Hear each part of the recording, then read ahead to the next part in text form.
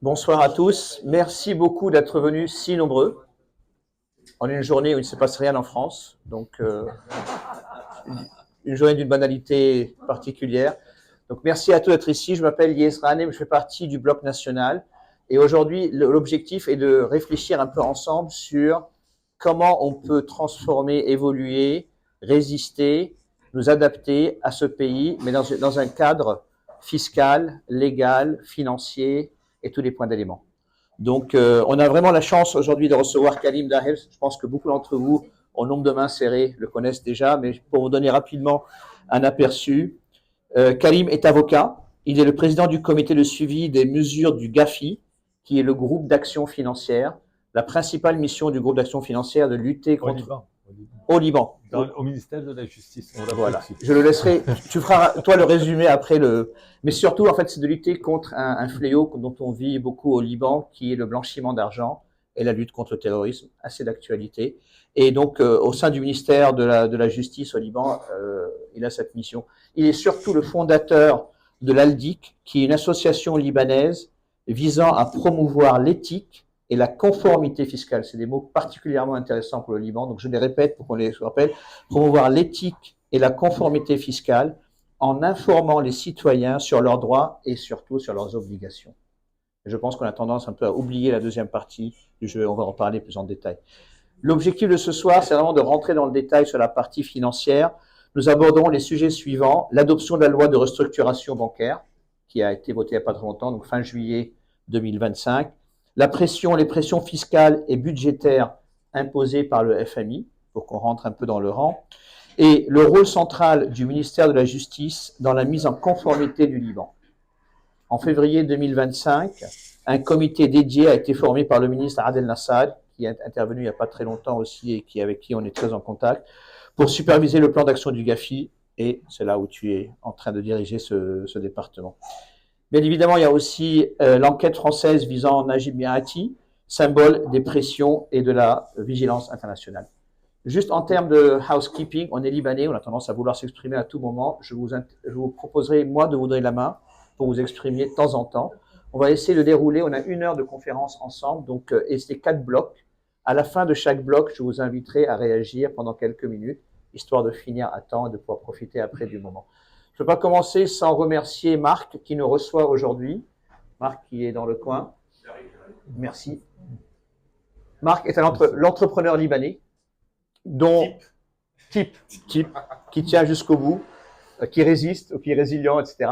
Tu dis 2 mots sur le concept et après on continue? Oui. Vas-y. Allez, alors, rapidement. En fait, on a créé juste un concept qu'on a appelé Kébi, parce que c'est de la Kébé à l'international. On a voulu faire connaître la Kébé par beaucoup de gens, parce que nous-mêmes, Libanais, encore, nous ne connaissons pas très bien la Kébé, même si dans chaque valise qui part du Liban, il y a toujours la Kébé de maman qui va quelque part. Et quand on demande à un Libanais c'est quoi la Kébé, il dit toujours c'est de la viande. Alors, c'est pas du tout de la viande. La Kébé, c'est une pratique culinaire qui consiste à créer cette pâte qui peut être de la viande à la base, mais qui peut être aussi végétarienne ou poisson. Donc, tout le monde a mangé de la kebbi samak, tout le monde a mangé de la kebbi tartine. Donc, effectivement, la kebbi est très, très variée et très diversifiée. On a voulu la faire connaître et donc on l'a installée dans un concept qu'on a appelé kebbi. Voilà. Tout est dit. Merci. Et n'hésitez surtout pas à promouvoir kebbi à tous vos amis, libanais et français, pour qu'ils connaissent ce concept qui est particulièrement intéressant. Et vous allez goûter peut-être tout à l'heure, vous allez voir les saveurs. Le thème de la conférence, de la faillite bancaire à la justice fiscale. Imaginez le stretch qu'on est en train de faire. Comment reconstruire la confiance? Et bien évidemment, le Bloc national a pour mission de promouvoir l'éducation du citoyen, un citoyen qui sait ses devoirs et ses obligations, sait demander des comptes et sait assumer ses responsabilités. On discutera en 4 blocs. Le premier bloc, juste pour vous donner un peu l'idée de ne pas poser les questions un peu en avance. Donc, le premier bloc, c'est les origines du mal. Les origines du mal, de la faillite bancaire à la justice sociale. Après, on va travailler sur comment y remédier, quelles sont les solutions pour y travailler. Par contre, parce qu'on est au Liban, les entraves actuelles, qui bloquent quoi? Et nombreux sont ceux qui bloquent, et les perspectives d'évolution. Et finalement, on finira par votre rôle. Notre rôle, le rôle de la diaspora et la coopération entre résistance, et on reviendra sur le mot résistance, entre la résistance de l'intérieur et la résistance de l'extérieur. Donc 4 blocs, et à chaque fin de bloc, je vous inviterai à lever la main et poser des questions si besoin était sur le sujet. Donc rapidement, pour commencer, avant tout, merci beaucoup Karim. Tu as une disponibilité limitée, on a réussi à t'avoir, c'est vraiment appréciable de ça. C'est un plaisir et un honneur pour moi Merci. d'être avec vous ce soir. Donc, rentrons un peu dans les origines du mal. Quand on a préparé, tu m'as dit, il y a beaucoup d'éléments qui sont particulièrement importants. Aujourd'hui, il n'y a aucun consensus véritable et le contrat social est totalement biaisé. Communautarisme, clientélisme, village, communauté, dis-moi ton nom, je te dirai qui tu es, pour qui tu votes, etc. Et tout ça fait que, à la fin, on devient citoyen. Il y a un incivisme colossal qui commence par la ceinture de sécurité, par la cigarette dans les restaurants, parce que moi, quand je veux fumer, je fume, et qui nous amène à l'incivisme fiscal, qui est encore plus important et plus embêtant. Et clairement, le rôle de l'État est totalement désemparé. Que de fois, on a entendu quelqu'un nous dire « mais moi, j'ai vécu la guerre, donc j'ai droit de… » Il y a eu la guerre dans ce pays, il y a longtemps, et moi, j'ai souvent entendu ça par des jeunes qui me disent « on a eu la guerre ». Donc, je peux conduire sans mettre la ceinture, je peux ne pas ceci, je peux faire cela parce que j'ai connu la guerre. Bien évidemment, la corruption est partout, que ce soit la petite, la moyenne et la grande corruption. Il y a un blocage institutionnel, il y a toujours quelqu'un qui bloque, et c'est souvent le président du Parlement, hélas. L'économie de rente est à court terme, tout est dans l'immédiateté. Et finalement, on est dans l'éphémère plutôt que dans le durable. Les budgets annuels, les plans de relance, et tout ça fait qu'aujourd'hui, le Liban est dans une catégorie de pays gris. Pourrais-tu un peu nous donner un peu plus de détails sur les origines du mal, et après on rentrera donc so what? Tu as déjà présenté pas mal de choses, donc je vais essayer de compléter ce que tu as présenté. En fait, chaque fois qu'on veut parler du problème, on a tendance à oublier pourquoi les origines du mal, parce qu'on a tendance à oublier que le problème n'est pas survenu comme ça, d'une façon impromptue, le 17 octobre 2019. Le problème remonte à beaucoup plus longtemps, et beaucoup plus longtemps aussi que la fin de la guerre. Il revient à la relation qui existe entre le citoyen libanais et l'État, et entre le citoyen libanais et l'autre citoyen libanais. Et c'est pour ça que, dans la présentation qui a été faite, c'est très important de parler de deux aspects. L'aspect contrat social entre les Libanais eux-mêmes et l'aspect relation entre le Libanais ou le résident au Liban, parce qu'on va parler du civisme et du civisme fiscal aussi, et l'État. Quel est le rôle de l'État au Liban? Peut-être que si on en est là aujourd'hui, c'est parce qu'on a trop souvent dénigré le rôle de l'État. On n'a pas tenu compte de l'État. On a considéré qu'on pouvait vivre sans État au Liban et que l'État était là d'une manière tout à fait subsidiaire, ce qui nous a poussé ou ce qui nous a permis ou ce qui a fait en sorte que nous ayons une loyauté à l'égard d'une classe politique aujourd'hui qui est une classe politique corrompue et qui profite de cette situation pour pouvoir dicter ses 4 volontés aujourd'hui par rapport à notre devenir et surtout par rapport au devenir de toute une génération à venir. Et il y a beaucoup de jeunes qui sont là, qui ont aujourd'hui été volés aussi, comme les déposants. En fait, ce qui s'est passé au niveau du 17 octobre avec l'effondrement bancaire et financier au Liban n'est pas simplement un vol. Je l'ai souvent dit dans plusieurs conférences, dans mes écrits, qu'en fait, il y avait plusieurs vols en un seul vol. On nous a volé nos dépôts. Oui, c'est l'argent de toute une vie que des personnes, et surtout ceux qui ont été le plus affectés, sont les personnes qui aujourd'hui ne sont pas en situation de pouvoir reproduire, donc de pouvoir régénérer cet argent. C'est des personnes qui ont souffert, qui se sont données, qui se retrouvent aujourd'hui dans une situation, pour beaucoup d'entre elles, de précarité. Et ça, ce n'est pas juste. Mais il ne faut pas oublier que ces personnes n'ont pas simplement perdu leur dépôt. Ces personnes, surtout celles qui étaient au Liban, ont payé des impôts aussi. Si ce n'est pas de façon directe, de façon indirecte. Parce que l'imposition au Liban, on a un système fiscal dégressif qui repose sur des impositions indirectes, qui repose aussi sur le fait qu'il y a eu une inflation, qui a érodé le pouvoir d'achat. Tout ça aussi, c'est un argent que l'État libanais a généré, et vous serez surpris de savoir que l'État en matière d'impôts, depuis la fin de la guerre jusqu'à la date de l'effondrement, avait pratiquement généré dans les 280 milliards de dollars. Où ont été ces 280 milliards de dollars générés par l'État libanais? Donc ça aussi, il y a eu un vol parce que cet argent était supposé créer des infrastructures, cet argent était supposé promouvoir l'enseignement, assurer une sécurité, pas simplement au niveau médical, mais une sécurité aussi au niveau éducatif, au niveau d'une indemnité de fin de service, de chômage et autres. Et quand on sait aujourd'hui que on est en train de discuter de l'indemnité de fin de service de toute une catégorie de personnes qui arrivent aujourd'hui à l'âge de la retraite et qui doivent récupérer leurs droits, et il n'y a pas de consensus encore sur quel montant on va se baser, sur quel taux de change. Là, j'avais une personne qui me consultait ce matin, qui était supposée retirer 200 000 dollars en vrais dollars au niveau de toute une vie de travail, qui va se retrouver avec moins de 20 000 dollars d'indemnité. Qu'est-ce qu'elle va pouvoir faire avec l'inflation aujourd'hui au Liban avec 20 000 dollars? Donc, on revient sur cette relation qui a existé et ces causes profondes de l'effondrement et de cette situation qui prévaut aujourd'hui au Liban et qui résulte premièrement de l'incivisme. Pourquoi l'incivisme? Parce que dans la définition du civisme, on a deux. On a la définition générale du civisme et la définition du civisme fiscal, parce que chacune a aujourd'hui ses raisons, sa définition et ses conséquences. Le civisme, c'est quoi? On a souvent tendance à le confondre avec le nationalisme. Or, ça n'a rien à voir.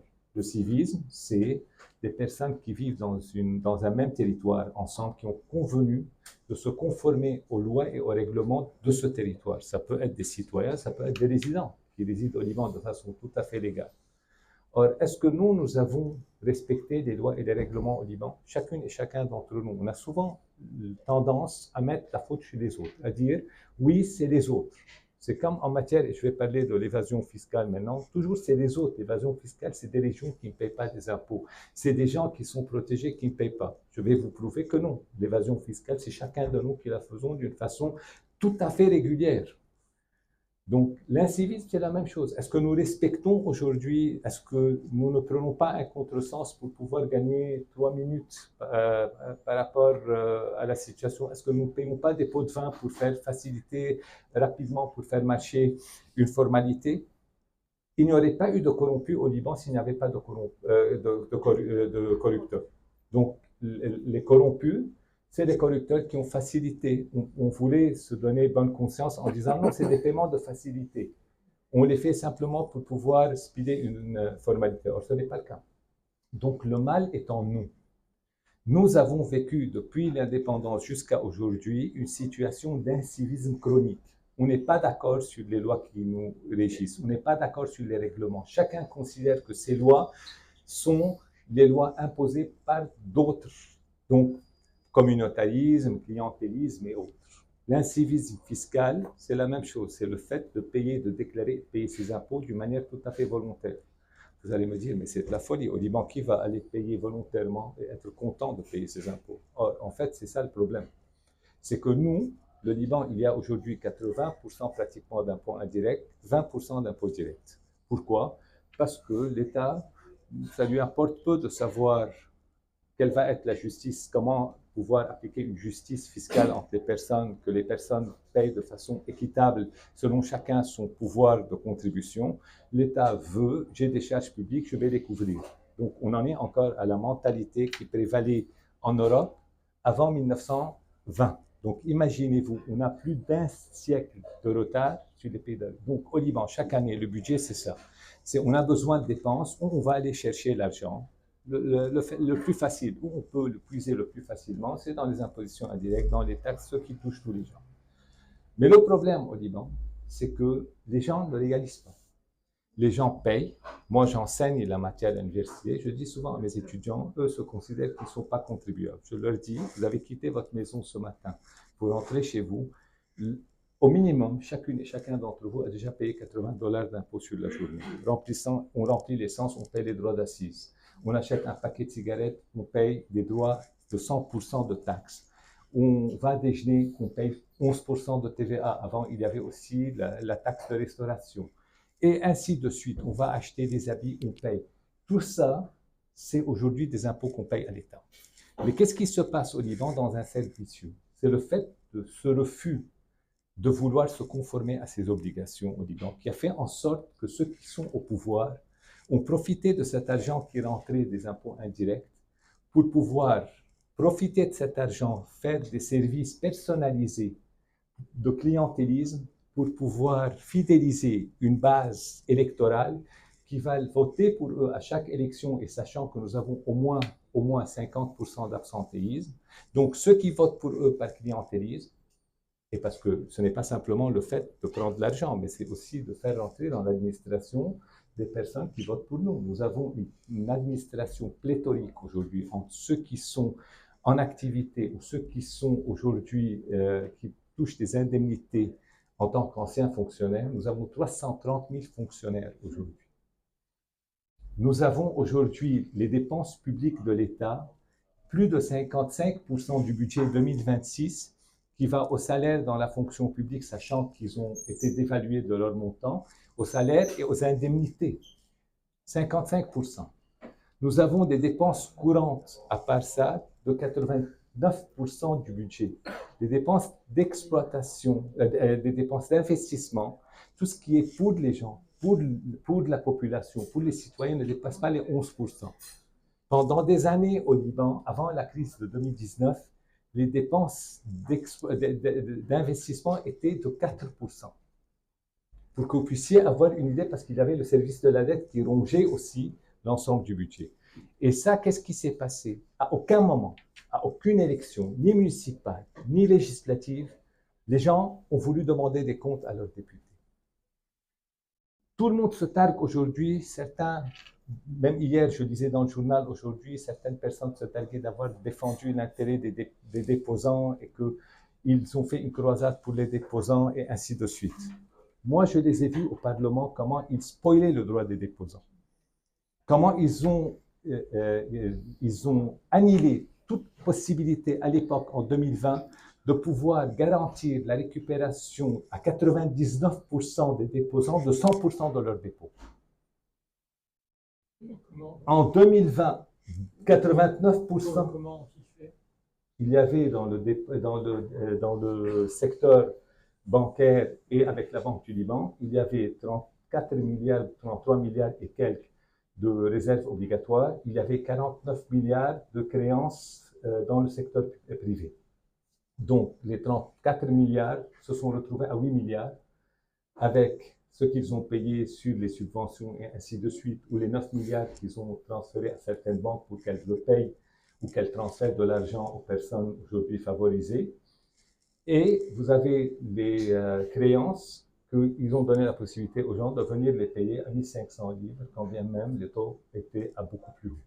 Donc cet argent qui était supposé aujourd'hui revenir aux déposants a été, parce qu'ils ont décidé d'abattre le plan qui n'était pas parfait, mais qui était mieux que rien de Lazare à l'époque, en mars 2020, et parce qu'ils savaient qu'à côté de ça, il devait y avoir des concessions. Ils ne voulaient pas faire de concessions, eux, et que le programme était de pouvoir ouvrir les comptes et voir qui possède quoi. Ils ne voulaient pas être aujourd'hui redevables de quoi que ce soit. Donc, la Déclaration des droits de l'homme et du citoyen, c'est vrai qu'elle disait que nulle personne n'est dispensée de l'honorable obligation de payer ses impôts.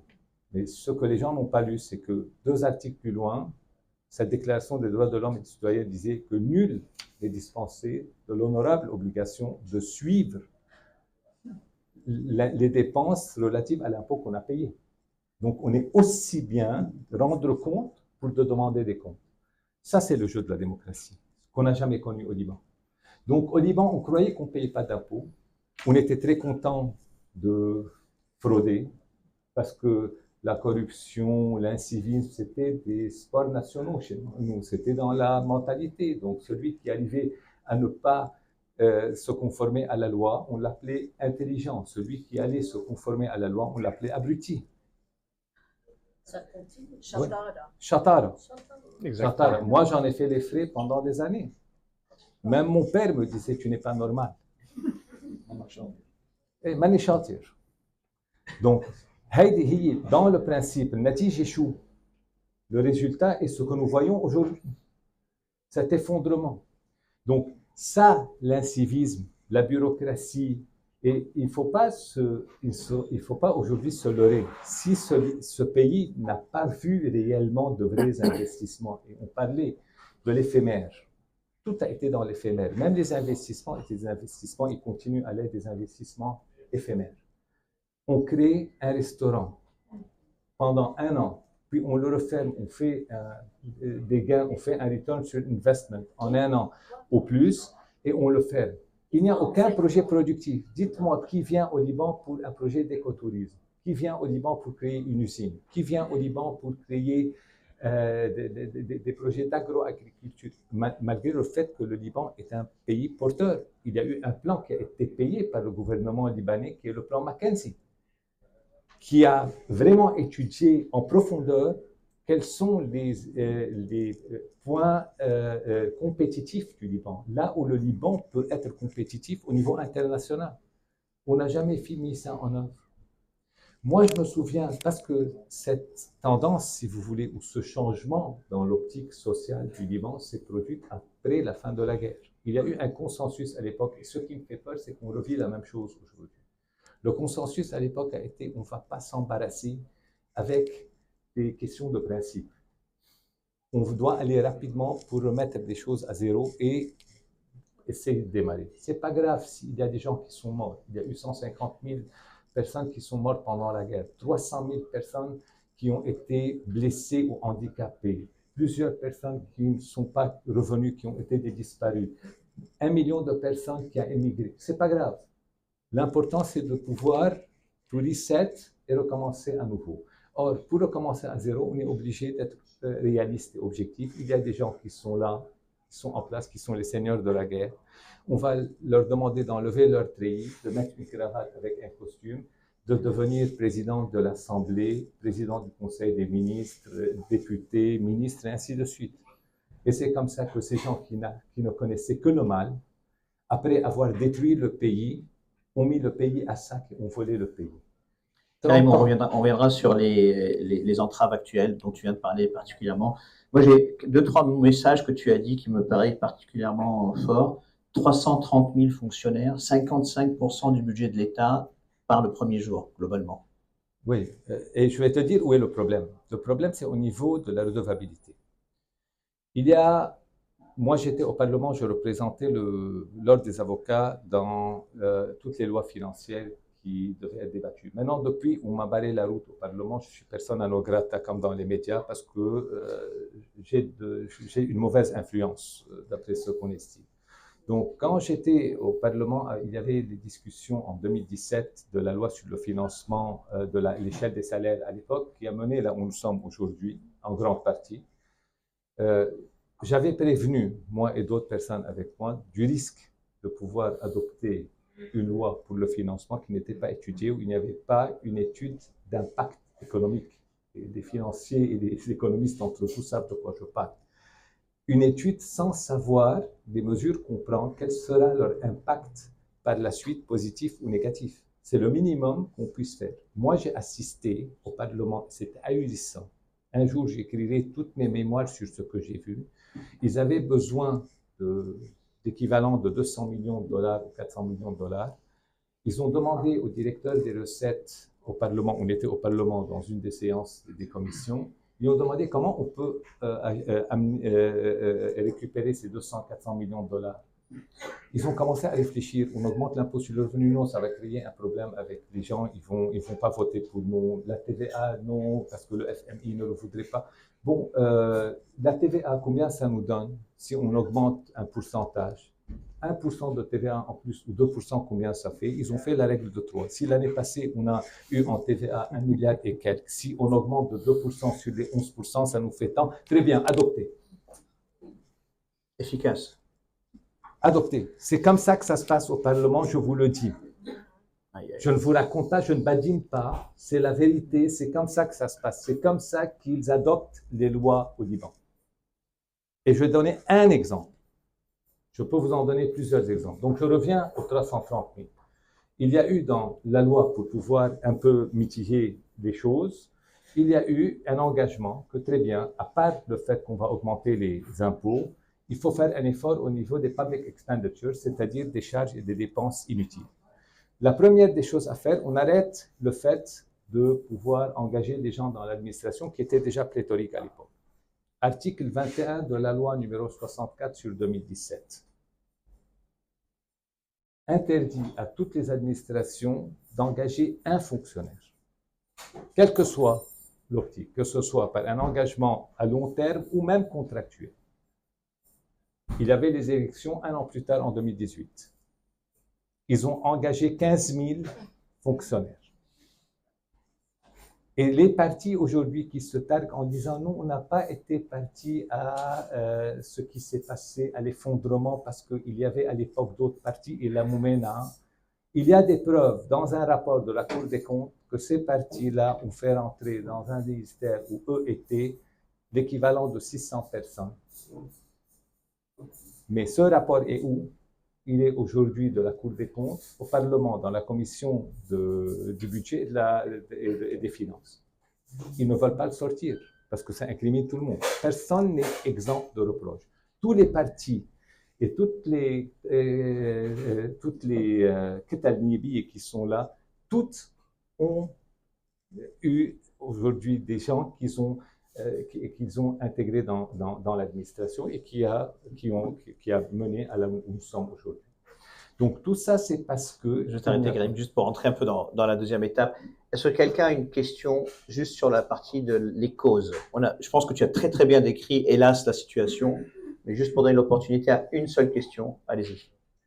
Je voudrais juste éclaircir le point des droits centraux. Je vous demande une question, pas un commentaire. Juste, excusez-moi. C'est une question? C'est important, c'est important. Allez-y. Alors, courte, s'il vous plaît. Allez-y, je vous en prie. C'est important que tu précises les 300. Allez-y. Sur les 330 000, il y a 90 000 dans l'armée, il y a 40 000 dans les FSI, il y a 50 000 dans l'école publique et l'université libanaise. Il y a plus de 100 000 comme fonctionnaires qui sont évidemment à la retraite. Donc le drame, c'est qu'il y a uniquement 10 000 dans l'administration. Il y en a très peu dans l'administration et tout le reste, c'est dans l'armée et la sécurité. Mais merci beaucoup, je pense que c'est important. Et du coup, votre question? Ça, c'est à vous de la poser. Non, mais alors, comment on résout ça? Oui, je vais comment on poser résout la ce question problème à la place de Roy. C'est comment on résout ça? Comment, avec 10 000 fonctionnaires, pouvoir gérer un pays qui aujourd'hui, il y a un besoin énorme à tous les niveaux, dans tous les ministères. En plus, dans ces 10 000, ce que Roy n'a pas dit, c'est qu'il y a beaucoup de personnes qui ne sont pas habilitées dans les ministères où ils sont placés. À titre d'exemple, il y a des ingénieurs aujourd'hui au ministère de l'Information. Il y a des avocats qui sont au ministère de l'Agriculture. Donc, il y a des médecins qui sont au ministère de l'Éducation. Donc, vous n'avez aucune personne qui n'est réellement habilitée, ou très peu de personnes qui sont habilitées, qui sont dans les postes ou dans les ministères ou dans les administrations où ils doivent être. Qu'est-ce qu'il faut? Il faut aujourd'hui une refonte de l'administration. On avait fait au niveau de l'ALDIC une étude pendant le début de la crise en 2020, pendant le gouvernement du président Diab avec la ministre du Travail à l'époque, un projet for a lean public administration. Et on avait proposé qu'il y ait un pôle de talent, c'est qu'on prenne à l'époque les salaires, les traitements et salaires s'étaient effondrés. C'était le moment propice de payer des indemnités et de faire sortir toutes les personnes qui voulaient sortir, même en titrisant à l'époque, si on pouvait titriser et obtenir de l'argent, ils ne l'ont pas fait parce qu'ils avaient besoin d'eux pour les élections. Et on avait la possibilité de mettre des personnes dans un pôle de talent, c'est-à-dire de les amener tous, de les réhabiliter pour les remettre là où ils devaient être. Et ceux qui ne pouvaient pas être réintégrés, qu'est-ce qu'on aurait fait?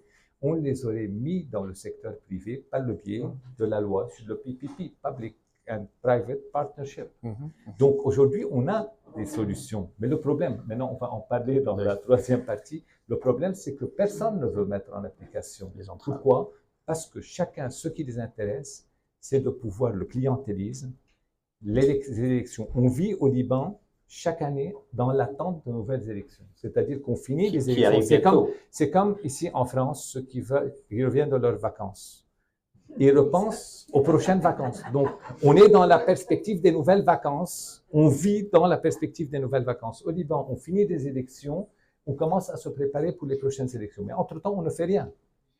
Du coup, on rentre un peu dans ce qu'on devrait faire. On a la chance d'avoir un nouveau gouvernement qui est en train de faire avancer les choses. On a un ministère de la Justice qui avance. On a la loi je reprends le terme, de la restructuration bancaire qui est en place, qui va commencer à être exécutée. Comment y remédier? Quelles sont les solutions que vous voyez, sachant qu'on a des élections dans un an, qui vont remettre en jeu le gouvernement actuel, le gouvernement technocrate, mais qui va être remis en cause. Et on a aussi les opportunités internationales. On a un soutien, une pression du FMI et d'autres organismes pour que le Liban rentre dans ce sens. Quelles sont les solutions et comment on peut y arriver? Et après, on arrivera à qui les bloque. Bon. Je vais passer vers la fin et revenir ensuite parce que ça, c'était supposé être à la fin, mais c'est pas grave, on reviendra. Moi, quand on me demande de définir aujourd'hui quels sont les critères qui doivent s'appliquer aux gens qui vont rentrer dans la fonction publique à n'importe quel poste, du président de la République jusqu'au portier qui ouvre la porte dans un ministère. Bon, pas autant le portier, mais je parle des décisions. Le président n'est pas fonctionnaire. Le président est fonctionnaire. Non. Si, le président est fonctionnaire. C'est un élu. Pardon? C'est un élu. Il est élu. Il est élu. Il est payé par l'État. Si, Bien sûr. excusez-moi. J'ai travaillé sur les lois dont on va parler maintenant. Il y a la question de qu'on appelle Mouazzaf Am. Le Mouazzaf Am, le président est Mouazzaf Am. C'est-à-dire dans la définition de Mouazzaf Am, et il est fonctionnaire. On le veuille ou pas dans la loi. Je parle au Liban. Il est dans la loi, au Liban fonctionnaire. Maintenant, vous n'êtes pas d'accord avec ce que je comprends et je respecte. Je respecte beaucoup ce que vous avez dit jusqu'à présent. J'ai une suggestion. Les problèmes sont encore plus compliqués que ce que vous dites, hélas. Comme je suis un peu plus vieux que vous, Il n'y a pas de problème. que je sors de l'administration française, que je suis un ancien chef de mission du Fonds monétaire, un peu partout dans le monde, je vous suggère de saucissonner les problèmes avec des équations. OK? On n'a pas fait connaissance, monsieur, simplement. Non, Jacques Ralou. Je propose Non, mais qu'on je le reprenne pense que c'est après. en deux mots. Je pense c'est jamais en deux mots. Donc je propose qu'on continue. Je suis désolé. Si je voulais prendre la parole, j'aurais été au Liban. D'accord. Et donc, Vous avez parlé de... Un micro, s'il vous plaît. je vous donne le micro, mais j'ai besoin que vous fassiez court. Vous Je vais arriverez? faire très court. Allez-y. Nous sommes des citoyens qui ne sont pas bons, mais nous n'avons pas démérité, comparé à ce qui se passe ailleurs dans le monde.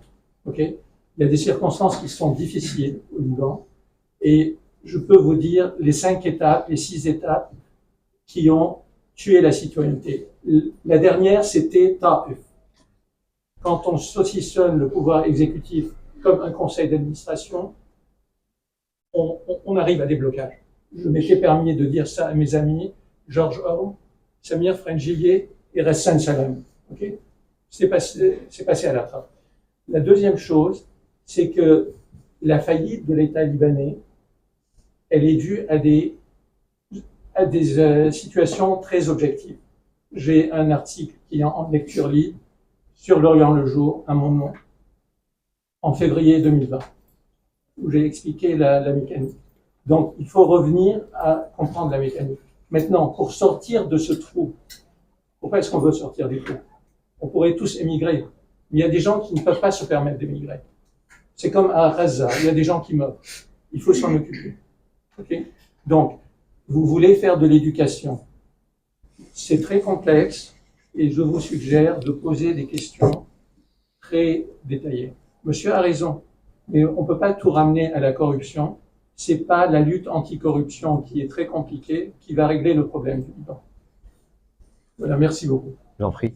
En fait, c'est monsieur- une somme de problèmes. Hein. Oui. On n'a jamais dit que c'était le problème. Allez-y. Si vous permettez. Monsieur Khalouf, merci beaucoup pour votre intervention, mais je n'ai pas dit le contraire.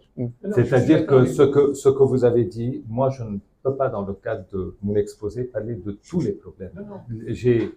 simplement mis le point sur ce qui était défini déjà dans le grand titre. Donc le grand titre a, si vous voulez, mis ma discussion ou les points que je suis en train de développer en exergue.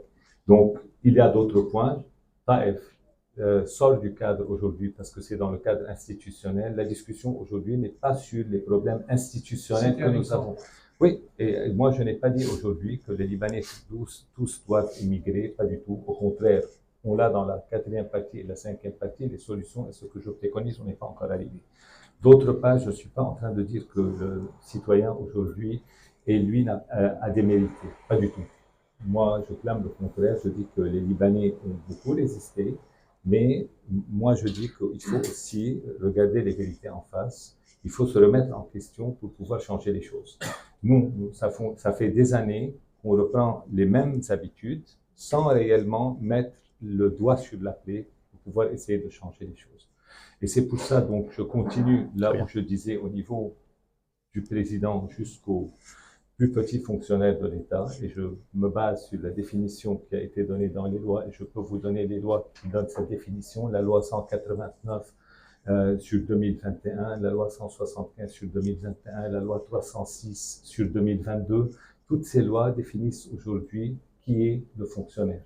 Et donc le président est défini d'une façon très claire, qu'il soit élu ou qu'il soit nommé, il est dans le cadre des fonctionnaires. Donc c'est la définition qui dit. Donc moi quand je dis aujourd'hui à ce niveau-là les fonctionnaires, les 3 qualités que je considère essentielles aujourd'hui au Liban, pour n'importe quelle personne qui a un poste de responsabilité, c'est l'intégrité, la compétence, mais surtout c'est la 3e qui m'intéresse, c'est le courage.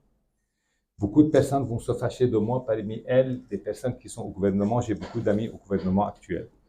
Mon reproche qui est fait aujourd'hui, c'est sur le courage d'aller plus loin que ce qui est aujourd'hui basique, de ce qui se fait. C'est de renverser la table quand il faut renverser la table. Il faut être objectif et réaliste, oui. Accepter les choses pour changer petit à petit, mais on n'en est plus aujourd'hui là. Aujourd'hui, on est dans une situation où il faut renverser la table pour pouvoir redémarrer sur quelque chose de solide. Et c'est pour ça que je dis que tant que le Liban ne s'engage pas sur la voie de la vraie redevabilité, pour mettre fin à l'impunité, les mêmes causes vont aboutir aux mêmes effets. Moi, aujourd'hui, je n'ai pas envie que mes enfants, dans 20 ans, dans 30 ans, revivre ce que moi j'ai vécu quand, au début des années 90, on nous a fait croire que les choses vont changer positivement. Je ne veux pas revivre ce que mes parents ont vécu en 58 quand il y a eu la petite révolution et qu'on leur a dit voilà, maintenant le président Chab est en train de construire des institutions et quelques années plus tard, il y a eu la guerre de 75.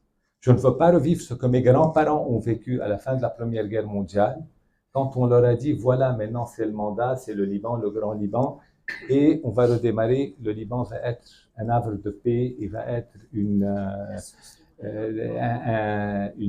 comment on appelle, une manara, un phare pour le Moyen-Orient. Pourquoi? Parce qu'à chaque fois, on a voulu mettre de côté les vraies discussions. On a des problèmes, et c'est là où je table sur le contrat social. C'est là où je tape sur le rapport véritable entre le citoyen et son État. On doit se réconcilier avec nous-mêmes, puis nous réconcilier avec l'autre au Liban, qui est notre frère, notre cousin, notre concitoyen, pour se réconcilier avec l'État. Et l'État, aujourd'hui, ne doit pas se contenter d'être un État gendarme, simplement. Ça doit être un État à la façon Keynes, un État-providence, qui intervient dans la vie, mais qui intervient de façon approprié pour pouvoir aider et donner et pouvoir établir les équilibres, chose qu'il n'a jamais fait jusqu'à la date d'aujourd'hui.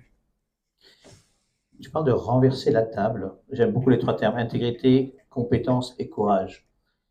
Avec le recul que j'ai, qui est assez limité, je trouve qu'on a le meilleur des gouvernements qu'on n'a pas eu depuis très longtemps. Ils ont l'intégrité, a priori ils ont pas mal de la compétence. Ils ont plus ou moins le courage, ils osent dire des choses. Tu demandes d'aller encore plus vite. Est-ce qu'on est prêt à aller plus vite? Est-ce qu'on a les moyens d'aller plus vite? Est-ce qu'il n'y a pas, du coup, des entraves pour aller plus vite? Parce que, malgré tout, il y a un contexte local, régional, etc. Je ne veux pas juger négativement. Aujourd'hui, ce gouvernement un temps, une durée limitée qui était pratiquement de un peu plus d'un an. Il y a 9 mois qui sont passés aujourd'hui pratiquement, ou un peu moins. Il leur reste, avant les élections, 7 mois, 8 mois, un peu moins. Il y a beaucoup de choses à faire, il y a beaucoup de choses qui sont mises en œuvre. Oui, chaque ministre aujourd'hui travaille dans son ministère, a des projets, a des plans. Mais ça, c'est un peu comme ce que nous avons, et pourquoi je le dis? Parce que je n'ai jamais été en poste, et j'espère que je ne le serai jamais, mais j'ai travaillé derrière les coulisses. C'est-à-dire que j'ai travaillé sur toutes les lois aujourd'hui qui sont définies comme les lois anticorruption. Et là, on va parler de la palette de solutions existantes. Donc, nous avons aujourd'hui, vous devez savoir que nous avons dans notre arsenal juridique, légal, constitutionnel, tous les outils. Et j'ai donné ça comme exemple au ministre actuel des Finances dans une conférence à 2 voix où on était ensemble. Ça lui a beaucoup plu, il l'a reprise à plusieurs reprises. Qu'on est aujourd'hui dans un mariage. Vous avez tous été conviés à des mariages. Un mariage champêtre, tout est prêt. On a le catering qui est là, qui a préparé, tous les mets sont préparés, ils ont besoin d'être chauffés. On a des tables avec les housses, avec les assiettes, tout est fait. On a la piste de danse qui est prête, l'orchestre qui est prêt. Les luminaires sont super. On a amené celui qui fait le luminaire de Beit el-Din et ainsi de suite. Tout est prêt. Il manque une chose. Non, le disjoncteur, parce que la lumière est éteinte. Si on n'allume pas le disjoncteur, on ne peut rien faire. Le mariage est annulé. Et pourquoi le disjoncteur n'est pas levé? Parce qu'il y a quelqu'un qui l'a baissé et qui nous met un revolver dans la tête en nous disant « vous n'allez pas lever le disjoncteur ». Donc là, la question est de savoir, est-ce qu'on brave le danger et on lève le disjoncteur en se disant « ou il est en train de nous bluffer, ou bien il va nous tuer, mais aujourd'hui c'est important que le mariage se fasse, pour une raison ou une autre ». Et c'est là, aujourd'hui, où moi je souhaiterais que dans ce gouvernement actuel, il puisse dépasser les interdits, tous. Pas simplement au niveau des ministères, mais il y a aussi au niveau de la Banque centrale, au niveau de toutes les administrations qui ont un rôle à jouer et qui est important au niveau de l'armée, pour aller au-delà. Parce que l'objectif, c'est quoi? Et là, je ne sais pas si on aura le temps de parler de la loi sur la résolution bancaire. La loi sur la résolution bancaire, les carottes sont cuites si on va dans le même sens. Il va y avoir des perdants, mais il va y avoir certainement des gagnants. Mais le problème, c'est que depuis un certain temps, je me suis inspiré de Garry Kasparov qui disait que dans le jeu d'échecs, les règles sont toujours les mêmes, mais les vainqueurs changent. Au Liban, malheureusement, les règles changent tout le temps, mais le vainqueur est toujours le même. Donc là, la problématique que nous avons, c'est que les vainqueurs vont être les mêmes. Ceux qui ne vont pas passer à la caisse pour payer vont être les mêmes. C'est-à-dire tous ceux qui ont profité, qui sont aujourd'hui, parce que nous sommes un pays kleptocrate, formé de kleptocrates. La définition, c'est des gens qui contrôlent tous les pouvoirs exécutifs, législatifs, judiciaires, sécuritaires. On ne peut rien faire, c'est eux qui contrôlent tout. Et donc, eux ne vont pas se juger eux-mêmes, eux ne vont pas demander des comptes à eux-mêmes. Ils vont faire payer quelqu'un. Pour que vous compreniez l'histoire des dépôts, c'est simplement 2 vases communicants. On a 2 bocaux ou 2 récipients. C'est pour pouvoir remplir un récipient, il faut vider de l'autre récipient. Ou 3 récipients. On a donc un récipient où il y a tout l'argent de la corruption, des gens qui ont profité après le 17 octobre des avantages, comme ceux qui ont payé leurs dettes à des cacahuètes, ceux qui ont profité des subventions, ceux qui ont fait Saïrafa, et les corrompus de la classe politique, et les banquiers, et les ingénieries financières et tout. Nous avons un autre vase qui est aujourd'hui vide, qui est les actifs de l'État, ou l'argent de l'État, et on a un troisième qui est celui des déposants, qui est au plus bas aujourd'hui. Les 2 sont les plus bas. Celui de l'État et celui des déposants sont au plus bas. Et nous avons celui des corrompus et de tous ceux qui ont profité qui est au plus haut. Donc, eux, qu'est-ce qu'ils veulent? Ils veulent nous faire attendre en nous disant, quand celui de l'État va remonter, vous, les déposants, vous prenez l'argent de l'État. Or, l'argent de l'État qui va remonter, c'est quoi? C'est vous, en tant que déposant, qui êtes au minimum aujourd'hui, qui allez travailler, qui allez mettre de l'argent en plus, des impôts en plus, dans ce récipient qui est vide, qui est l'argent de l'État. On va dilapider l'or et tout, au lieu que ça serve aujourd'hui à pouvoir permettre au Liban de revenir sur les marchés internationaux, de pouvoir emprunter, de pouvoir avoir une crédibilité. Et donc, on veut limiter, et dans 20 ans, 30 ans, 40 ans, quand on va avoir nos dépôts, et quelle valeur ils vont avoir dans leur pouvoir d'achat. Mais tout ça pour ne pas toucher au premier récipient qui est des gens qui ont aujourd'hui profité. C'est tout simplement ça, c'est cette image aujourd'hui des dépôts. Or, l'objectif, c'est quoi? L'objectif aujourd'hui, c'est de se dire, bon, très bien, il y a des perdants dans l'affaire. On va faire croire aux déposants que ceux des grands récipients vont éventuellement, si on peut les coincer, mettre un peu d'argent ici. Ils vont retirer un tout petit peu d'argent pour les déposants.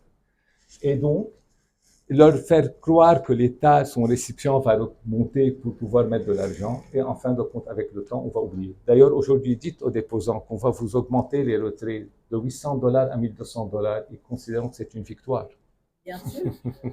Quand on disait aux déposants, moi j'étais à la tête d'un comité du barreau pour la défense des droits des déposants. Quand j'osais parler de solution d'un sovereign fund pour pouvoir récupérer l'argent du grand récipient, il m'attaquait, il me reprochait, il me disait que je suis en train aujourd'hui de tromper leur confiance et ainsi de suite. Eux ne veulent pas seulement l'argent, ils veulent les intérêts de l'argent, les intérêts moratoires et les dommages intérêts.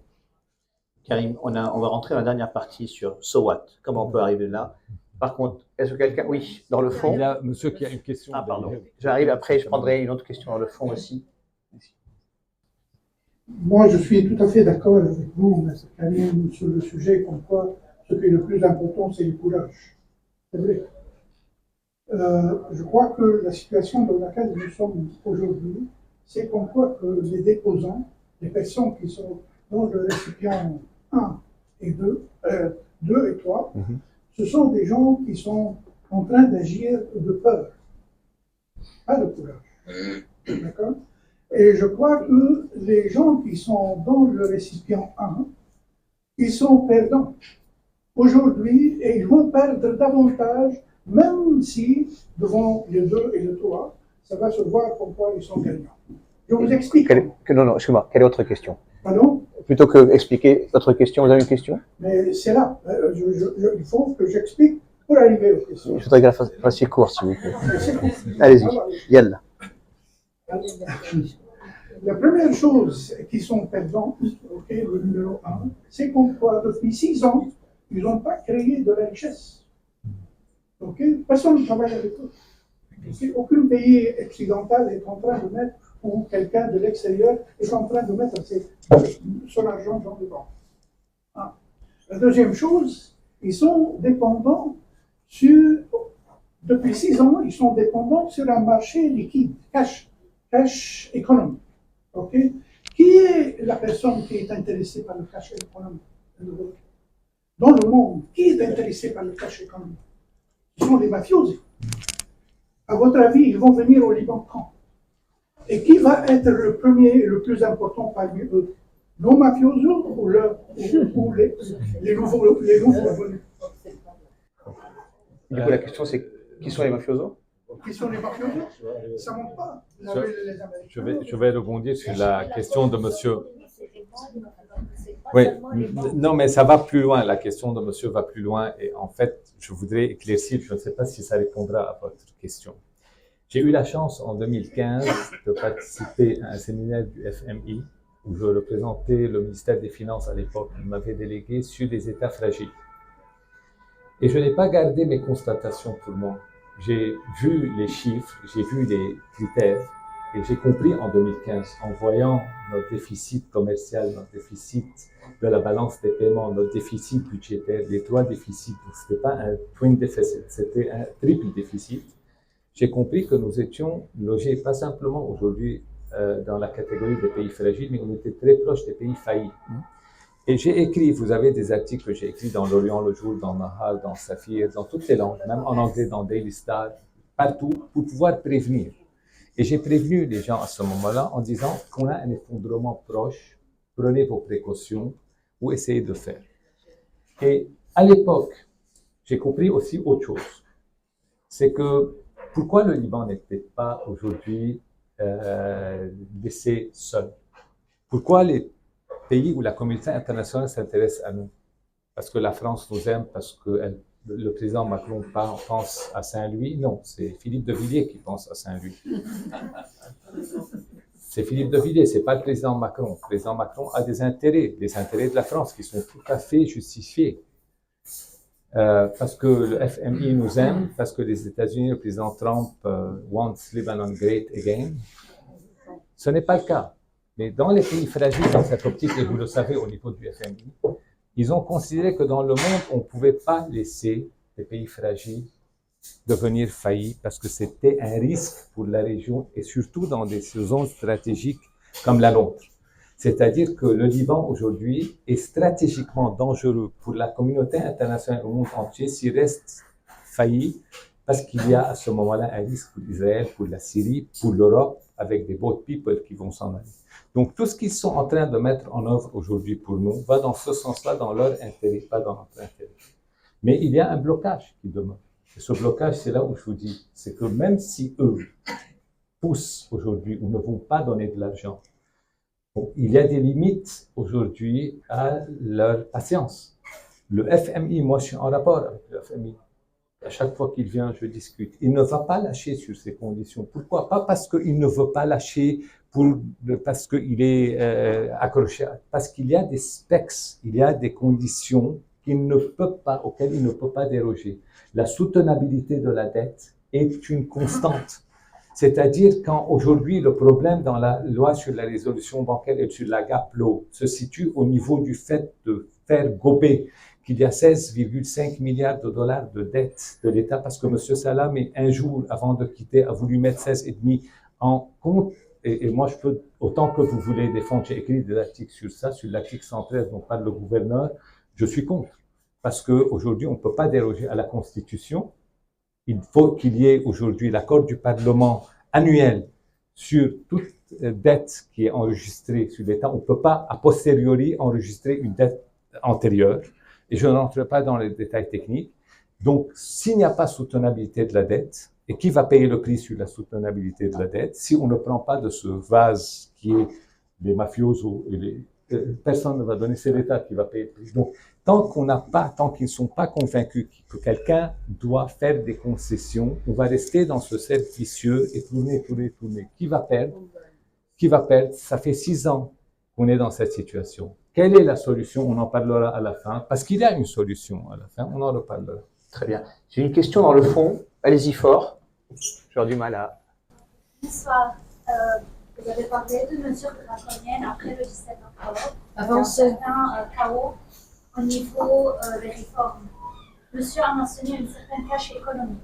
Qu'est-ce qui, à votre avis, fait que la monnaie, le dollar dans le marché noir, connaît une certaine stagnation dans un intervalle de 90 ou 100 000 il y a certains mois?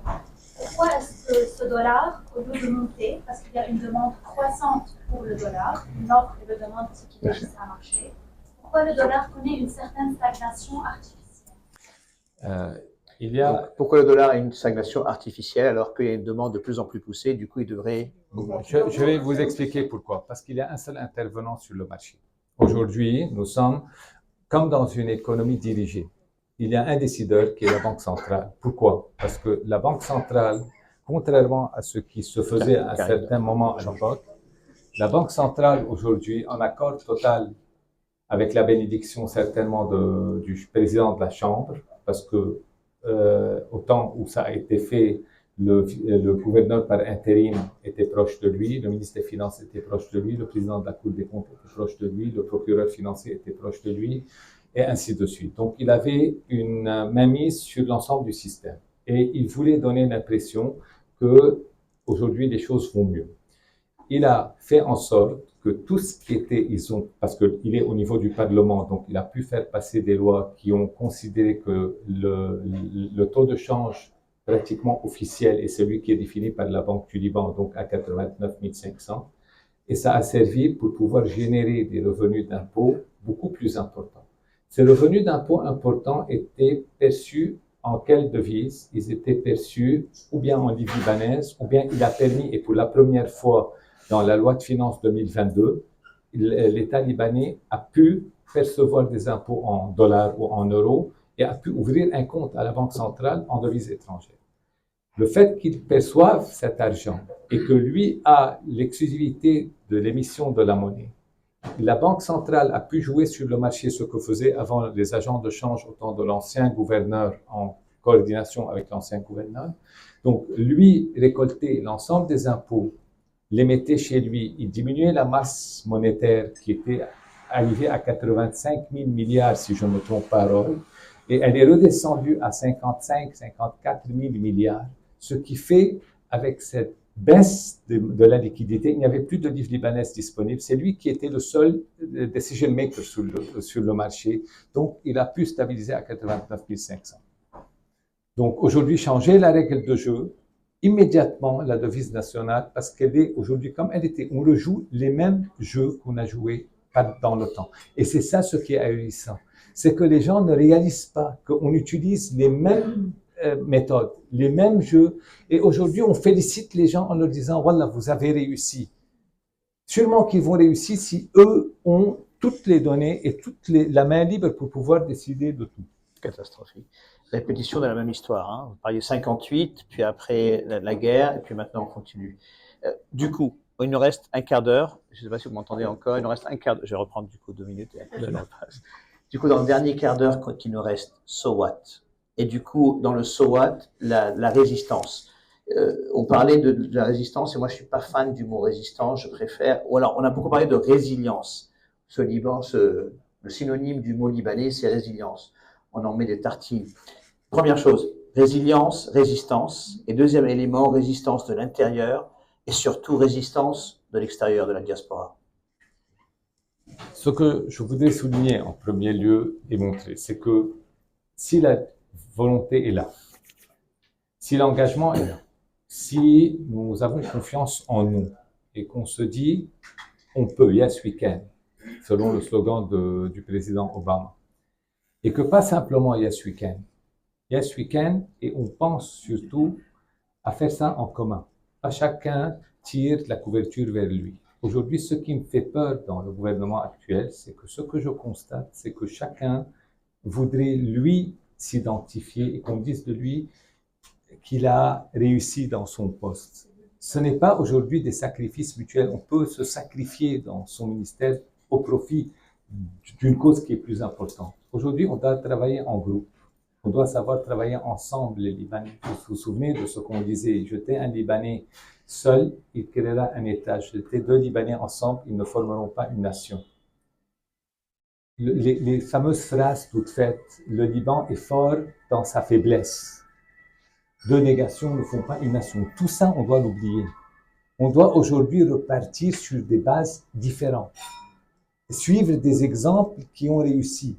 Faire des success stories, de petites success stories. J'en parlais aujourd'hui avec nos amis qui sont là avec nous aujourd'hui sur des choses dont ils n'étaient pas au courant. En 2021, en janvier 2021, nous avons constitué avec certains organismes de la société civile une union, comment on dit, un takatol, un regroupement, un rassemblement pour la redevabilité et mettre fin à l'impunité.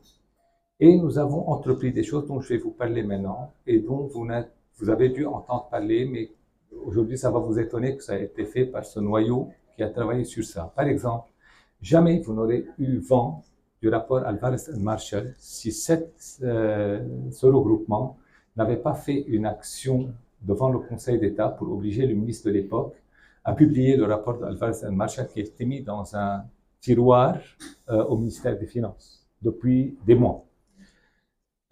Jamais le projet de Terminal 2 de l'aéroport de Beyrouth, où il y avait un vol caractérisé de 890 millions de dollars, n'aurait été arrêté si on n'avait pas fait une action contre ça. Et à l'époque où le Hezbollah était au summum de sa force, le ministre qui le représentait a été obligé de se rétracter parce qu'il y a eu une décision de la Cour des comptes.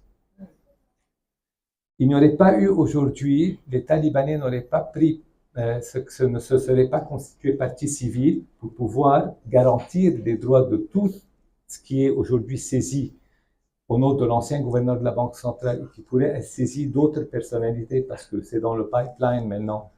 Il y a d'autres personnalités qui vont être visées par des plaintes ici en France et ailleurs.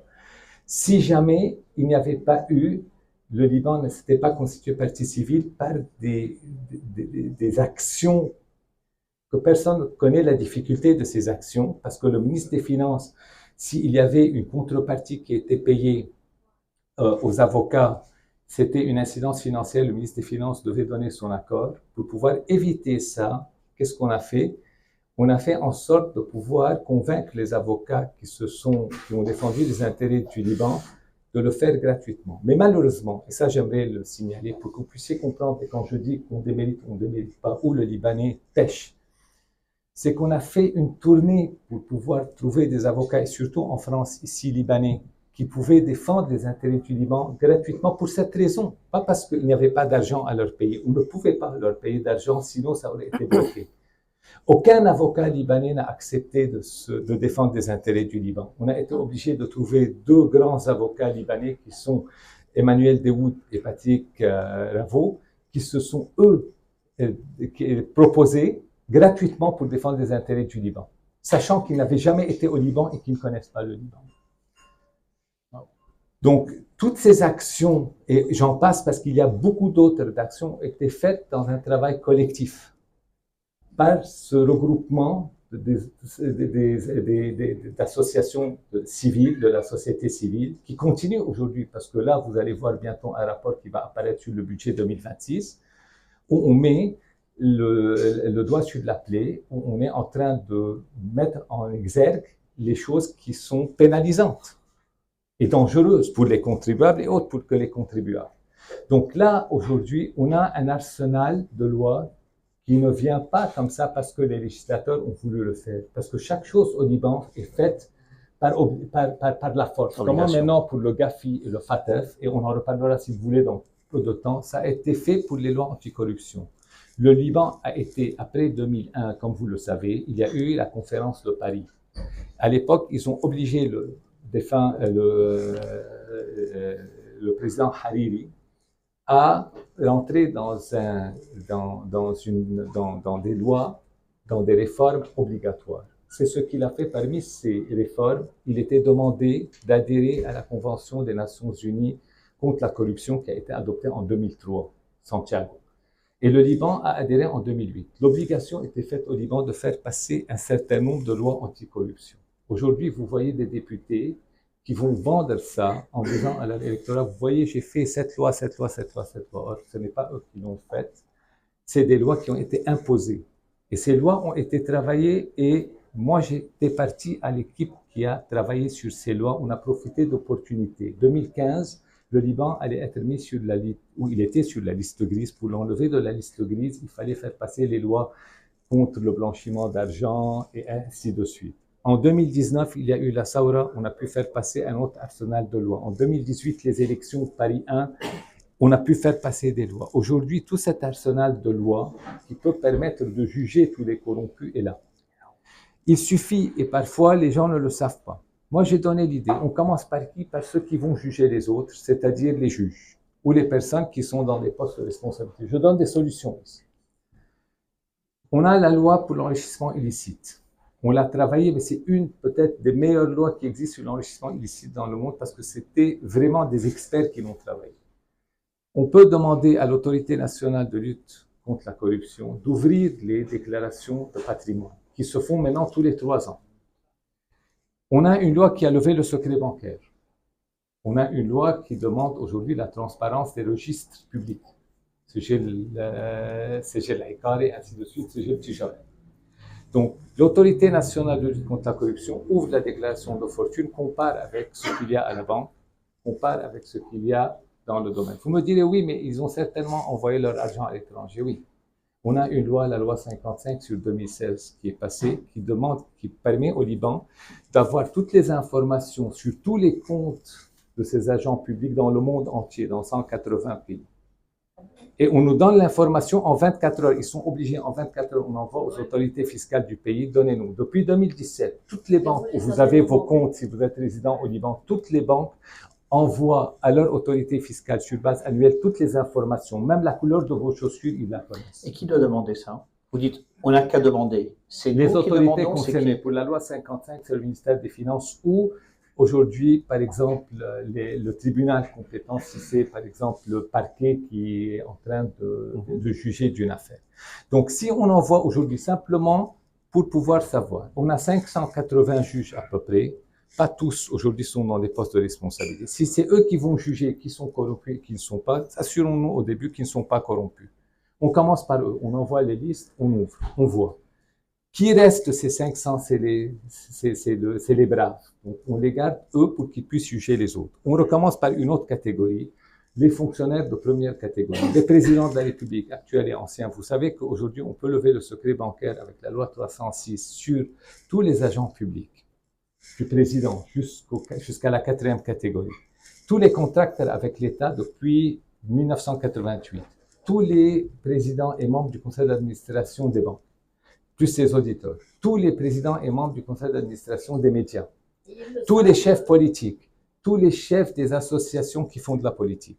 Tout cela, on peut lever le secret bancaire depuis le 23 septembre 1988 jusqu'à aujourd'hui. Pourquoi on le fait Donc, pas? parce que, kleptocrate, parce qu'on n'a pas le courage de savoir qu'on a la possibilité, avec les lois aujourd'hui, de pouvoir le faire. Il faut une volonté générale. Comme on dit en arabe, nejrouf, une volonté toujours, qu'on prenne confiance en nous et qu'on se dise aujourd'hui qu'on peut le faire. Karim, il nous reste 10 minutes. J'aimerais que tu nous donnes un peu, on est ici tous Libanais, il y a des élections bientôt, on a notre réseau, nos amis. Qu'est-ce qu'on peut faire, nous, expatriés, pour essayer de faire bouger les choses? La chose la plus importante, je reste sur la même vague. Donc, je sors sur la même vague, c'est prendre confiance en vous, en tant que diaspora. Vous devez savoir qu'aujourd'hui, la diaspora transfère au Liban, ça dépend des années, l'équivalent entre 6 milliards et demi et 8 milliards de dollars par an. Pendant certaines années où il y avait la crise, des années de crise, ça constituait pas loin de 40% du PIB national. Ça, c'est sans compter l'argent que les émigrés ou la diaspora dépensait quand elle venait à Noël, à Pâques, à Ramadan et autres. Donc, ce qui dépassait 50% du PIB, en fait, ou plus. Si aujourd'hui, l'État libanais est privé d'une... Pourquoi? Parce que ça, c'est le secteur officiel. Ça, c'est d'une manière claire, nette et précise. Ça passe par des réseaux officiels, tout le monde le sait, ou par des sociétés de transfert d'argent, ou par les banques, ou par des sociétés qui sont enregistrées au fisc. Donc, l'État libanais aujourd'hui perçoit ses impôts de cette croissance qui est aujourd'hui enregistrée, de ces dépenses qui sont faites économiques. L'État perçoit ses impôts. Donc, si ces dépenses diminuent aujourd'hui, qu'est-ce qui va se passer? L'État va percevoir moins. Il va être dans l'embarras parce qu'il ne va pas pouvoir payer ses fonctionnaires, ses gens pour des élections et autres. Si aujourd'hui la diaspora se dit, on se met tous d'accord, on s'unit, on va leur envoyer un message qui est fort. On va prendre une décision de boycotter. Pour une fois, boycotter par exemple les dépenses au Liban. Faites le minimum. Au lieu d'aller voir vos familles, amenez vos familles chez vous si vous pouvez. Vous descendez au Liban, dites-vous, on ne va pas sortir pour dépenser, pour qu'ils sentent aujourd'hui le danger. Si aujourd'hui vous faites leur jeu, vous continuez comme si de rien n'était, on sort, nightlife, résilience. On a dit, résilience, ce n'est pas de la résistance, c'est de la résignation, résilience. Donc, aujourd'hui, le plus important, c'est de lancer un message fort et de dire, la décision, c'est nous, c'est pas vous. We are the decision maker. Vous vivez à cause de nous. Parce qu'il n'y a aucun autre investissement au Liban aujourd'hui. Ni une aide étrangère, on en parlait, ni un financement étranger qui vient au Liban, ni on est sur le marché. Il y a encore une seule chose qui les fait vivre artificiellement, c'est la diaspora. Donc, vous ne voulez pas nous laisser voter parce que vous voulez décider et profiter de nous. Et nous, on est aujourd'hui marginalisés. Non, ça, on ne l'accepte pas. C'est la diaspora des pays arabes. Exactement, mais il y a un moyen aujourd'hui de pouvoir, autant que possible. Oui, mais il y a aujourd'hui des associations Moi, j'ai assisté à une réunion avec des représentants de la diaspora libanaise dans le monde, aux États-Unis, en Europe, en Australie, et ainsi de suite, qui aujourd'hui tentent de percer en matière de loi électorale pour permettre aux 128 de voter. Oui, mais on ne va pas pouvoir. D'accord, on ne va pas pouvoir voter, mais si on tire des leçons de ce qui s'est passé cette fois-ci et qu'on commence à s'organiser pour qu'il y ait une résistance de l'extérieur. Qu'est-ce qui a sauvé la France pendant la Deuxième Guerre mondiale?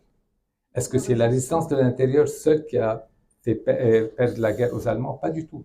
Est-ce que c'est la résistance de l'extérieur, les Français de l'extérieur, le général de Gaulle qui a remporté la guerre? S'il n'y avait pas les Américains, les Anglais, les Alliés, s'il n'y avait pas eu des circonstances, des concours de circonstances, la campagne de Russie, de l'Allemagne, il n'y aurait peut-être pas eu le débarquement, la victoire. Mais il y a une chose qui est sûre, c'est que la résistance de l'intérieur en France, si elle n'avait pas existé, s'il n'y avait pas eu des martyrs et des personnes qui se s'étaient sacrifiées, la France ne serait pas aujourd'hui au rang des grandes nations victorieuses de la Deuxième Guerre mondiale au Conseil de sécurité. Le fait qu'il y ait eu cette résistance a permis à la France d'être dans le camp des vainqueurs et pas des vaincus. Donc aujourd'hui, faisons de la même manière une résistance. Et quand la France a pu être efficace et a pu garder son rang, c'est quand la résistance s'est unie, quand Jean Moulin est venu pour rassembler la résistance et que les communistes avec les nationalistes, avec les partis de droite se sont tous unis pour une même cause qui était de combattre l'Allemagne nazie. Et donc, qu'est-ce qui nous empêche aujourd'hui, nous Libanais, avec nos divergences et nos différences, de pouvoir nous unir pour de devenir Libanais en fait, et de devenir Libanais et de faire et d'unir la résistance de l'extérieur avec la résistance de l'intérieur. Sacré programme, sacré programme. Merci Karim. On va prendre 2-3 questions encore. Allez-y, dans le fond. Allez-y. Est-ce que nous, Libanais, on a été capables un jour d'avoir un pays, une nation, un État? On a 100 ans, même pas. On n'a jamais connu une période d'indépendance réelle sur le long terme.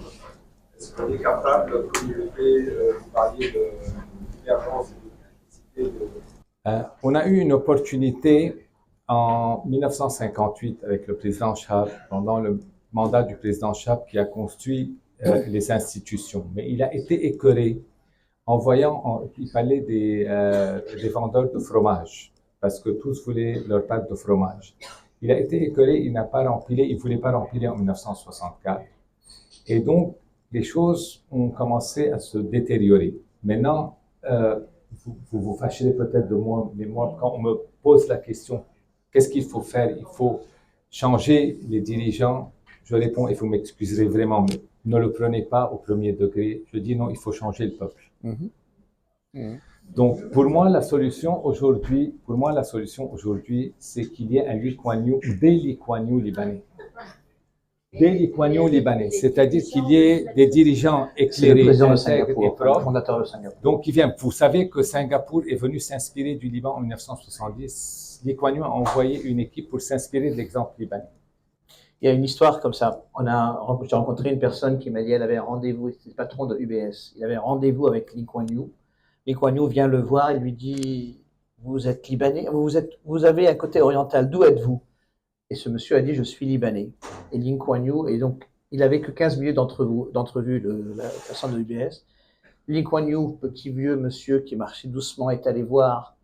Il est revenu avec un de ses vieux livres, de ses premiers livres. Il dit j'écris tous mes discours, c'est moi qui les écris. Il a dit dans mes discours fondateurs, j'ai dit au peuple de Singapour, prenez le Liban comme référence. Il a refermé, il a dit nous on a réussi, vous pas. Et à l'époque, c'était le Liban du président Chab. C'était peut-être la seule période moudia, comme on dit dans l'histoire du Liban. Une autre question. On va essayer d'être un peu positif parce que c'était très difficile là, ce que vous nous dites hein, quand même, Karim. Allez-y. Vous avez parlé de kleptocratie et du fait qu'il fait changer les personnes d'État. Aujourd'hui, ils arrivent tous à un âge relativement avancé. On espère qu'ils vont bientôt passer l'arme rouge. Mais ils tiennent. Ils tiennent encore. Mais comment s'assure-t-on que les successeurs, enfin ceux qui vont arriver après, vont pas être du même acabit? Ouais. Merci beaucoup pour votre question. Elle est très importante parce que moi, j'ai parlé, si vous voulez, maintenant des dirigeants que vous voyez. Derrière les dirigeants que vous voyez, il y a les personnes dont a parlé monsieur, c'est-à-dire les vieux mafiosi. Les violets mafiosi sont ceux qui financent ces dirigeants. Ils sont partout, dans les banques, dans les organismes économiques, dans les secteurs, dans les métiers. Ils sont partout. C'est des gens qui ont des intérêts et qui ne sont pas prêts à lâcher leurs intérêts. Vous savez que eux financent les médias au Liban. Il y a des médias, des gens qui sont... Moi, des journalistes m'ont dit que moi, je suis une personne qui est il y a une liste noire, je suis interdit de télévision au Liban. Ou dans certains médias écrits aussi. C'est fini. Ils ne veulent pas parce que je dis des vérités qui gênent. Et qui interdit ça? C'est en fait ceux qui sont derrière. C'est comme la mafia sicilienne ou dans le monde entier. Il y a des décisions. Il y a un film là récent que j'ai vu avec Leonardo DiCaprio qui parle des aventuriers de Noël. Vous venez de le voir, il est au cinéma si vous le voyez. Les aventuriers de Noël, c'est qui? C'est des personnes qui se croient aujourd'hui investies d'une volonté divine, qui veulent épurer la situation et choisir qui a droit de citer et qui n'a pas droit de citer. Donc au Liban, c'est la même chose. Vous avez des gens qui veulent toujours être, eux, en train de pouvoir tirer les ficelles dans leur intérêt personnel. Si on ne va pas les chercher à eux aussi, ça ne sert à rien de vous départir des figures de premier ordre. Il faut aller les chercher à eux. C'est ce qui s'est passé avec Falconi et avec Bortalino en Italie avec la mafia. Donc, ils ont été au-delà des personnes apparentes. Ils ont été vers ceux qui les finançaient aussi. Et de ton expérience aujourd'hui, c'est uniquement le cas au Liban ou bien il y a d'autres exemples ailleurs où ces choses-là ont été faites? Non, c'est partout dans le monde. C'est pas simplement au Liban. Mais moi, aujourd'hui, je m'attarde au Liban parce que déjà, c'est suffisant. Ça prend plus que 24 heures. Karim, dans la même continuité, parce que tu as dépeint quand même un tableau compliqué, hein, pour le moins qu'on puisse dire, assez compliqué. Est-ce qu'il y a des pays comme nous, qui étaient comme nous et qui s'en sont sortis? Mis à part Singapour, qui est unique. Singapour. Moi, je voudrais donner un exemple. Mais Singapour n'a pas eu de crise financière, n'a pas eu de corruption. Singapour était très proche parce que Singapour était détaché de la Malaisie, comme nous avec la Syrie, et que personne ne croyait à l'avenir de Singapour. On est bien d'accord. Et donc, il y a eu tout ce qui a été mis à côté. Mais moi, je voudrais parler d'un exemple récent de crise financière. Et c'est là où je rebondis sur le positif, parce qu'on ne va pas finir sur du négatif simplement. Il y a eu plusieurs crises mondiales financières. Certaines ont été traitées avec efficacité et succès, et d'autres avec moins de succès. C'est comme l'histoire des trois petits cochons, la maison en paille, la maison en bois, la maison en pierre. Et certaines ont été très bien traitées et ont permis de sortir de la crise. Le meilleur exemple, c'était l'Islande. Pourquoi l'Islande? Parce que l'Islande, il y a eu tous les facteurs. La rapidité, le courage de juger les responsables, c'est-à-dire qu'il y a eu plus de 150 responsables politiques. Le Premier ministre a été mis en prison, le gouverneur de la Banque centrale a été mis en prison, des députés, des ministres, ainsi de suite. Et c'est pas parce qu'ils avaient volé l'État, parce qu'ils avaient favorisé leurs intérêts, ils avaient négligé aussi. Donc toutes ces personnes-là ont été jugées. L'État a redonné confiance, a promis de rendre leur argent à tous les déposants sur un délai de temps. L'État islandais a parlé avec les pays étrangers où il y avait des non-résidents qui avaient des fonds en Islande, en leur disant « essayez-vous de les compenser et nous, on se mettra d'accord avec vous pour compenser ». Bilan, au bout de 7 ans, l'Islande est sortie de son problème et a redonné confiance. Aujourd'hui, les gens remettent de l'argent en Islande, font confiance à l'Islande. Ils ont eu une croissance de 2 digits à un moment donné, l'Islande. Un exemple qui a plus ou moins réussi, mais où les gens ont quand même laissé certaines plumes, c'est Chypre. Qu'est-ce qui s'est passé à Chypre? Quand il y a eu les prémices de la crise, le gouverneur de la Banque centrale, en coordination avec le président et le gouvernement, se sont dit on doit taper fort directement, parce qu'il y avait 2 banques principales qui étaient en déconfiture, la Laiki Bank et la Bank of Cyprus. Ils se sont dit on doit sauver l'une des deux. On va sauver le Bank of Cyprus en transférant les actifs pas toxiques, les bons actifs vers la Cyprus Bank et en payant à tous les déposants 100 000 euros. Maintenant, les gros déposants dans Laiki Bank, ils ont essayé de voir, parce qu'il n'y avait pas de secret bancaire chez eux, ils ont vu que c'était la plupart c'était des Russes, donc des personnes anti-russes qui avaient de l'argent. Ils se sont dit très bien, ils ont certainement caché leur argent pour les mettre à Chypre, à leur gouvernement. On va les appeler un à un et on va leur proposer un deal. On leur dit, ou bien on appelle les autorités russes et le gouverneur de la Banque centrale, ou bien on fait un deal avec vous, on vous donne des actions de la banque. Alors bien entendu, ils ont accepté les actions de la banque. Ce qui fait, ça a pu sauver Chypre. Le mauvais exemple, c'est l'Argentine. Je ne vais pas m'étendre, mais c'est comme le Liban. On a toujours fait du provisoire, on a toujours été vers des solutions qui n'étaient pas des solutions bien bâties. La Grèce s'en est sortie grâce à l'Union européenne, mais qui a payé le prix? Les banquiers n'ont rien payé, n'ont rien supporté. Ça a été les fonds et les fonds de retraite, les contribuables qui ont dû payer plus d'impôts par la suite, ainsi de suite. Ils veulent faire un mélange de tout ce qui est mauvais au Liban. Tout ce qui est mauvais. Karim, je retiens un mot et je pense qu'il est important qu'on garde tout ça en tête. Pour nos gouvernants, intégrité, compétence, courage, renverser la table. Si on ne le fait pas, nous risquons de refaire ce qu'on a déjà fait et de continuer. Les mêmes causes aboutissent aux mêmes résultats. Karim, merci beaucoup pour ton temps. Merci. On n'a pas parlé de Mehati, on va en parler en discussion.